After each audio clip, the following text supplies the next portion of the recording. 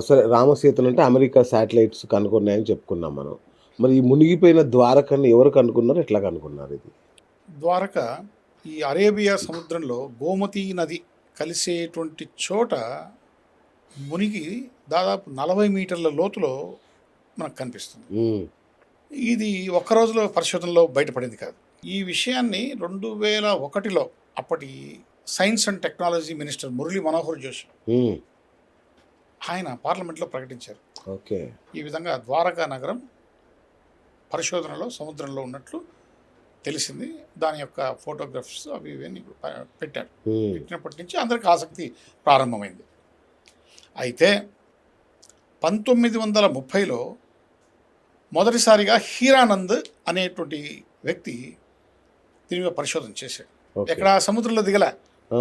బయట ద్వారకా నగరం ఎక్కడైతే మునిగిపోయింది అని అనుకుంటున్నామో ఆ పరిసర ప్రాంతాల్లో కొంత పరిశోధన చేశాడు. ఓకే. తరువాత 1963లో నానావలి అనే ఒక వ్యక్తి, సంకాలియా అనేటువంటి వ్యక్తి, వీళ్ళు కూడా కొన్ని త్రవ్వకాలు చేపట్టారు. సముద్రంలో? లేదు, ఆ! బయటి బయటనే. వాళ్ళు అచ్చా! కూడా సముద్రంలోకి పోలే. ఓకే. అయితే ఈ 2001, 2004 మధ్యలో ఏం జరిగిందంటే ప్రొఫెసర్ ఎస్ఆర్ రావు అని archaeological survey of India plus the institute of oceanography, okay. వీళ్ళు సంయుక్తంగా కొంచెం సముద్రంలో కూడా పరిశోధన చేస్తే బాగుంటుందని మొదటిసారి వాళ్ళు సముద్రంలోకి దిగారు. ఓహ్! ఓకే. దిగి వాళ్ళు కొంత పరిశోధన చేస్తే సముద్రంలో ద్వారకా నగరం యొక్క ఆనవాళ్ళు బయటపడినాయి. లంగర్లు, పడవలు, గోపురాలు, హ్మ్. కొన్ని విగ్రహాలు, ఏవేవో పెట్టెలు ఇట్లా బయటపడినాయి. బయటపడితే వాళ్ళు ఇక మనం దీన్ని పూర్తి స్థాయిలో పరిశోధన చేయాలంటే సాంకేతిక పరిజ్ఞానం అవసరం. అవును. కాబట్టి ప్రభుత్వంతో మనం మాట్లాడి మనకేం కావాలనో ఆ ఫెసిలిటీ మనం ప్రభుత్వం నుంచి పొంది మనం చేద్దాంలే అని చెప్పేసి వాళ్ళు బయటికి రావడం జరిగింది. So okay. ఆ విధంగా ఆ యొక్క పరిశోధన మొదలైంది. రైట్. అది కంటిన్యూ అవుతుందా పరిశోధన? ఇప్పుడు కూడా కంటిన్యూ అవుతుంది. ఓకే. రైట్. అంటే చరిత్ర చెప్తుందేంటో ద్వారక మునిగిపోవడానికి అంటే మునిగిపోబోతుందని కృష్ణుడు ముందే కనుగొన్నాడు. యాదవ ముసలమంటారా అదేదో ఉమ్, ఉమ్, ఉమ్. శాపము అని చెప్పారు. మరి చరిత్రకారులు ఏం చెప్పారు? అంటే ఇది వాతావరణ మార్పులన్నారా? ఎట్లా? ద్వారక ఎందుకు దీనికి చారిత్రక మునిగిపోయింది? కారణాలు ఉన్నాయి, నేపథ్యం, ఆధ్యాత్మికత కారణాలు ఉన్నాయి. తర్వాత మీరు చెప్పినట్లు ఈ వాతావరణము దీనికి సంబంధించి కారణాలు కూడా ఉన్నాయి. అయితే ఓకే. దీనికి ఒకదానికి ఒకటి అవినాభావ సంబంధం ఉంది. అచ్చా! ఇప్పుడు గాంధారి శాపం ఏం పెట్టింది? కురుక్షేత్ర యుద్ధం అయిపోయిన 36 సంవత్సరాలకు హ్మ్. యాదవుల వంశం అంతరించిపోతుంది అని ఒక శాపం పెట్టింది. ఆ శాపం ఫలించాలంటే ఏం కావాలి? ఫస్ట్ సముద్రుడు ఎంటర్ అయినాడు. ఏమని? కృష్ణుడు మరణించాడు, యాదవుల వంశం నాశనానికి హ్మ్. నాశనం అయింది. ఇక ఆ రోజు నన్ను అడిగి భూమి తీసుకున్నాడు. 36 యోజనాల భూమిని పొందినాడు ఎవరు? కృష్ణుడు. కృష్ణుడు. ఓకే. నేను ఇక్కడ ద్వారకా నగరం నిర్మించుకుంటాను, నాకు 36 యోజనాల స్థలాన్ని ఇవ్వమన్నాడు. సముద్రుడు అది ప్రకృతికి వ్యతిరేకమైనప్పటికీ, విరుద్ధమైనప్పటికీ సముద్రుడు శ్రీ మహావిష్ణువు భగవంతుడు కదా, మరి ఆయన అడిగితే మనం ఇవ్వకపోతే బాగుండదని 36 యోజనాల భూమిని ఇచ్చాడు. హ్మ్. ఇప్పుడు కృష్ణుడు మరణించాడు, యాదవులు అంతరించిపోయారు.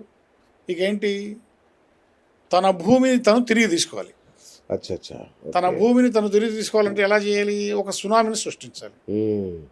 సో ఆ విధంగా వాతావరణ మార్పుల్లో సునామీ వచ్చి 15 మీటర్ల ఎత్తు ఎగిసిందంట. అలలు. అబ్బా! బా! బా! బా! 15 మీటర్ల ఎత్తు అలలు ఎగిసి ఆ యొక్క ద్వారకా నగరాన్ని ద్వారకా తల్లికి కలిపేసుకున్నాం. యా! సో హల్లికి హల్లి, సున్నకు సున్నా. ఓకే. ఓకే. ఓకే. అప్పుడు ఇచ్చాడు సముద్రుడు, ఇప్పుడు మళ్ళీ తీసేసుకున్నాడు. ప్రయోజనం అయిపోయింది, అవును. అవతార లక్షణం అయిపోయింది. ఆ విధంగా సముద్రుడు కూడా ఇదైపోయాడు. ఇంకో డౌట్ అన్నా. అంటే ఇది పోలికుందా లేదో నాకు తెలీదు గానీ, అప్పుడు రామసేతు సముద్రంలోనే కలిసిపోయింది. ఇప్పుడు ద్వారకా సముద్రంలోనే కలిసిపోయింది. ఈ రెండిటికి ఏమన్నా లింక్ ఉందా? ఉంది. మనం దీనికి ఫస్ట్ పోలికలు చెప్పుకోవాలి. ఓకే. ఒకటి, రామసేతు సముద్రంలో మునిగిపోయింది ఎప్పుడు? త్రేతాయుగంలో. హ్మ్. ఆ రోజు కూడా సముద్రుడిని ప్రార్థించాడు రాముడు. ఓకే. నాకు 36 యోజనాల భూమి ఇస్తే నేను ఇక్కడ నిర్మాణం చేసుకుంటా అన్నాడు. ఓకే. వెనక్కి జరగమన్నాడు. హ్మ్. జరగకపోతే బాణాన్ని ఎక్కువ పెట్టాడు. సముద్రుడి మీదనే బాణం వేసేస్తాను, నిన్ను అంతం చేస్తాను. అప్పుడు సముద్రుడు ప్రత్యక్షమై, అయ్యా నేను చాలా చిన్నవాడిని, నా మీద ఇంత పెద్ద అస్త్రం ఎందుకు, మీకు కావాల్సిన విధంగా నేను 36 యోజనాల భూమిని ఇస్తానని చెప్పేసి ఇచ్చాడు. ఓకే. అక్కడ అవతార ప్రయోజనం అయిపోయిన తర్వాతనే మళ్ళీ రామసేతు సముద్రంలో మునిగిపోయింది. ఓకే. ఇక్కడ కూడా కృష్ణుడు ద్వాపర యుగంలో 36 యోజనాల భూమిని సముద్రం నుంచి పొందాడు. అవతార ప్రయోజనం అయిపోయింది. సముద్రుడు మళ్ళీ 36 యోజనాల భూమిని వెనక్కి తీసుకున్నాడు. బా. అక్కడ శ్రీ మహావిష్ణు అవతారం రాముడు, ఇక్కడ శ్రీ మహావిష్ణు అవతారం శ్రీకృష్ణుడు. అవును. 2 సముద్రాల్లోనే మునిగిపోయింది. ఇప్పటికి కూడా నిక్షిప్తమై ఉన్నాయి. అవును. ఇది దీని పోలిక. బాబా. ఇది కాకతాళీయమా, భగవంతుని యొక్క లీలన మనకు అర్థం కాదు. ఇంకోటి మీరు అన్నారు, ఆ తేలియాడే రాళ్ళు కూడా 2 చోట్ల దొరికాయి. ఈ 2 చోట్లనే దొరుకుతాయి. మరి అదేంటో. ఈ తేలికపాటి రాళ్ళు ఎత్తుతే చాలా బరువుగా ఉంటాయి. అవును. నీళ్ళలో వేస్తే మాత్రం తేలుతాయి. తేలుతాయి. ఇది నీకు అటు ధనుష్కోటిలో దొరుకుతాయి, ఇటు ద్వారకలో దొరుకుతాయి. మరి మిగతా ఎక్కడ దొరకవు? ఎక్కడ దొరకవు. ఎన్నో చోట్ల లావా పొంగుతాయి, వస్తాయి, కానీ రాళ్ళు ఎక్కడ లేదు. ఏర్పడతాయి. మరి ఈ 2 చోట్ల ఉన్నటువంటి వీటికే ఈ ప్రయోజనం ఉంది. ఒకవేళ ఇటువంటి రాళ్ళు వేరే చోట ఉంటే వాళ్ళు కూడా అలాంటి నిర్మాణాలు చేసుకునేవారు కదా. చేసుకునేవాళ్ళు కదా. సో ఇక మైథాలజీ నుంచి చరిత్రలోకి వద్దాం ఒకసారి. ఈ తమిళనాడులో పూంపుహార్ అని ఒక నగరం ఉండేదంట. అక్కడ అది అంతర్జాతీయ ఓడరేవు కేంద్రం అంట. అది కూడా సముద్ర గర్భంలో కలిసిపోయింది అంటారు. దానికి కూడా ఏమైనా చారిత్రక ఆధారాలు ఉన్నాయా? ఉన్నాయి. ఓకే. ఇది తమిళనాడులో కావేరీ నది బంగాళాఖాతంలో చేరే ప్రదేశంలో ఈ నగరం, ఈ నౌకా కేంద్రం, అంతర్జాతీయ నౌకా కేంద్రం ఇది యాక్చువల్గా. అవును. ఇది చోళుల కాలంలో విలసిల్లినటువంటి అద్భుతమైనటువంటి పట్టణము మరియు అంతర్జాతీయ నౌకా కేంద్రం. దాదాపు 7 ఖండాలతో ఈ అంతర్జాతీయ నౌకా కేంద్రం వ్యాపారాలు డీల్ చేసింది. బాబా. 7 ఖండాలతో. ఈ విషయం మనకు గ్రీకు తత్వవేత్త టాలమీ రాశాడు. అంతేకాకుండా ఈ నగరము కేవలం సముద్రంలో మునిగిపోయి 15 మీటర్ల లోతులే మనకు కనిపిస్తుంది. అచ్చా. నీకు ద్వారకా నగరం అన్న 40 మీటర్ల లోతులో ఉంది, ఇది 15 మీటర్ల లోతులోనే కనిపిస్తుంది. ఓకే. ఇది ఎలా మునిగిందండి? ఇది కూడా సునామీ వల్లే. అచ్చా. సునామీ ఇలా వల్లనే ఇవన్నీ. అప్పుడు అంటే సునామీ వల్ల ఏమవుతుందంటే ఈ సముద్ర మట్టం పెరిగిపోయినప్పుడు భూమిని కొంచెం తనలోకి తీసేసుకుంటుంది. ఓకే. కరెక్ట్. ఇప్పుడు మనం చూస్తున్నాం కదా, లంక గ్రామాలన్నీ మెల్లమెల్లగా సముద్రంలో కలిసిపోతున్నాయి కదా, అట్లా. ఓకే. అయితే గేర్ అనేటువంటి ఒక పురాతత్వ శాస్త్రజ్ఞుడు దీన్ని పరిశోధన చేశాడు. ఓకే.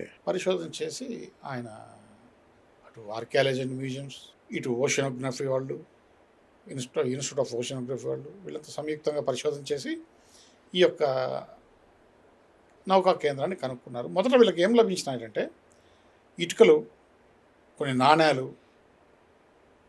విరిగిపోయిన పడవ, లంగర్లు, ఇలాంటివి దొరికాయి. ఓకే. ఇంకా కొంచెం విస్తృతంగా లోపలికి పోయి కొంత లేటెస్ట్ టెక్నాలజీని యూజ్ చేసి వీళ్ళు పరిశోధన చేయడం జరిగింది. ఓకే. ఆ పరిశోధనలో ఆఫ్ షోర్ చేశారు, పరిశోధనలో ఆన్ షోర్ కూడా చేశారు. అచ్చా. ఆఫ్ షోర్ చేశారు, ఆన్ షోర్ చేశారు. అయితే ఈ లోపల ఏం జరిగిందంటే కింద సముద్రంలో లోడింగ్ అన్లోడింగ్ చేసేటువంటి ప్లాట్ఫామ్స్ కనిపించాయి. అప్పట్లోనే కొన్ని వాళ్ళు కాలువలు, అంటే లోడింగ్ అన్లోడింగ్ చేసిన తర్వాత కొన్ని వస్తువులు ఇక్కడి నుంచి అక్కడి నుంచి తీసుకోవడానికి కొన్ని కాలువలు తవ్వారు.